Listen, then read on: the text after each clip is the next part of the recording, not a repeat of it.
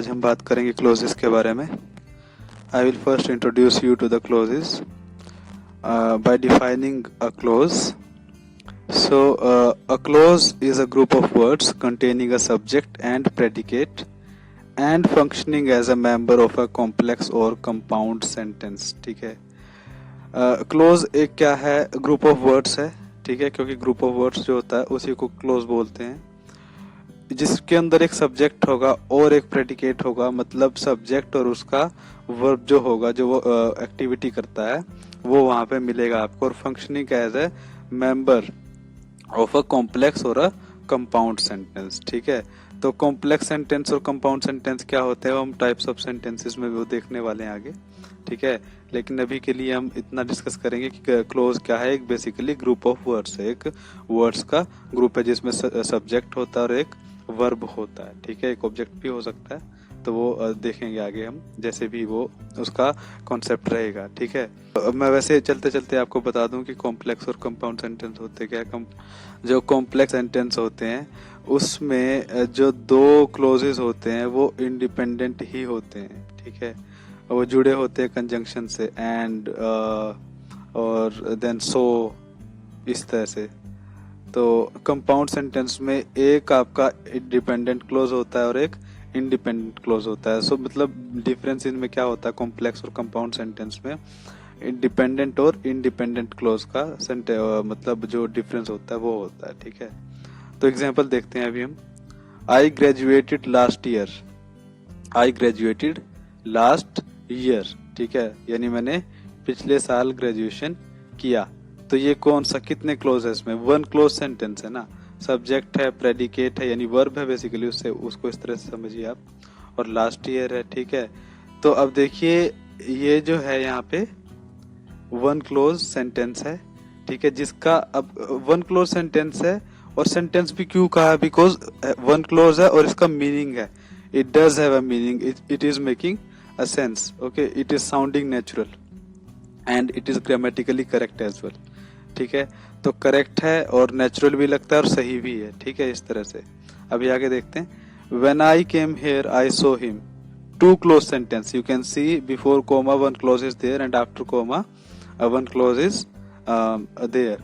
सो देखिए when I came here, ठीक है, तो जब मैं यहाँ आया, आई सो हिम, मैंने उसे देखा। आप देखिए अगर मैं लिख दूं when I came here and I put a full stop here, would it make any sense? No, it would not make any sense. देखिए अब जब मैं यहाँ आया तो आगे तो कुछ नहीं, अगर फुल स्टॉप लगा दिया तो इसका कोई मतलब नहीं बनेगा।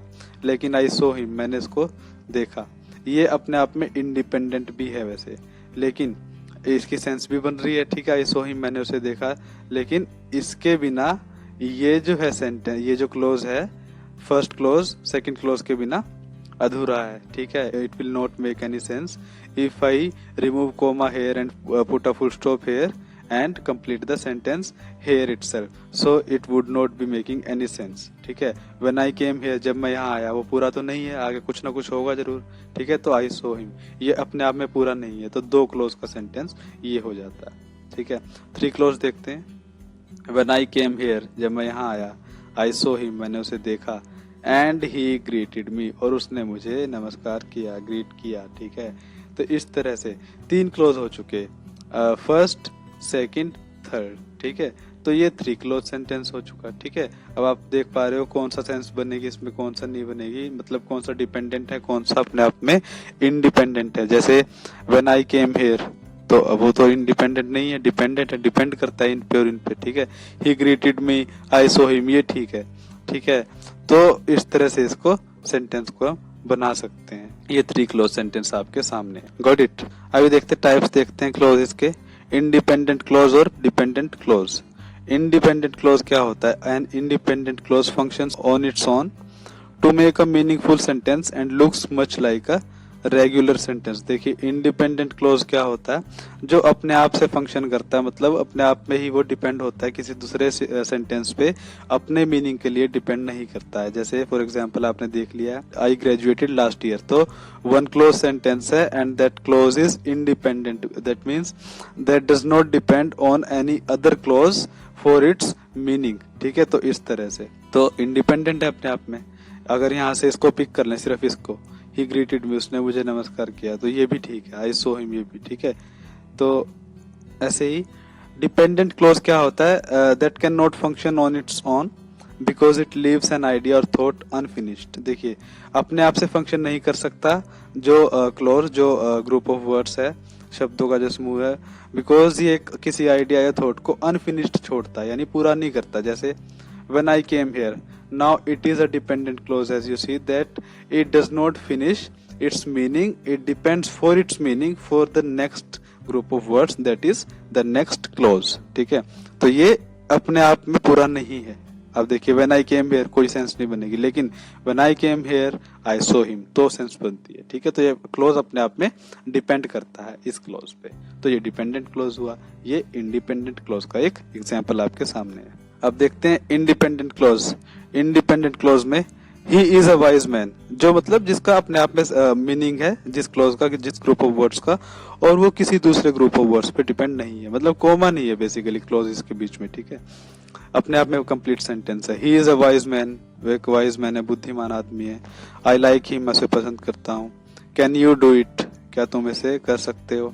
ठीक है, do it please, subject you is hidden, ठीक है ना, कि इसे प्लीज कर दो, तो यू हिडन है इसमें, इन्हीं एड्रेस कर रहा सेकंड पर्सन को, तो सेकंड में तो यू ही होगा। I read the whole story, मैंने पूरी कहानी पढ़ी। अब देखिए इन सारे सेंटेंसेस में, in all the sentences you can see that the sentences are making sense and they are not depending on any other group of words for their meaning और to complete their meaning. That means they are not living their meaning unfinished.